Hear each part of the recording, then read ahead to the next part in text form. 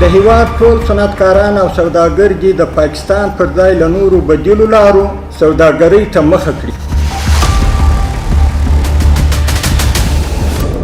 یعنې تقریبا د 600 څخه پورته قلمونه هغه درمل دي چې هغه په افغانستان کې اوس تولیدېږي.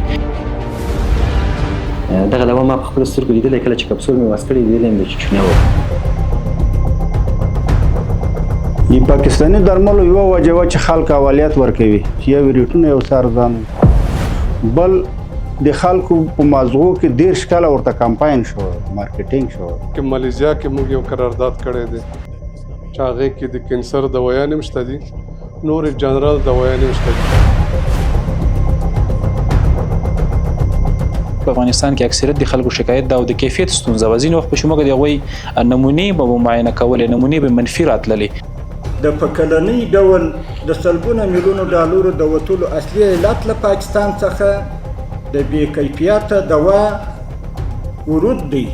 د کیفیت په برخه کې خپل مافیا او تجارانو په هغوی کې ډیر لاسوهنه کول.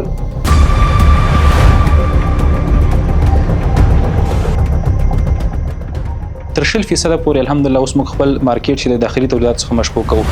موږ الحمدلله تر اوس تاریخه پورې تقریبا 190 قلمه دوا تولید لرو.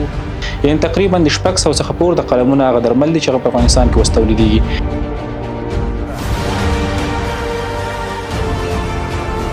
داسې د تجارت پر ځای باندې صنعت ته مخ کو او افغانستان د تجارتي مملکت پر ځای په یو صنعتي مملکت بدل کو.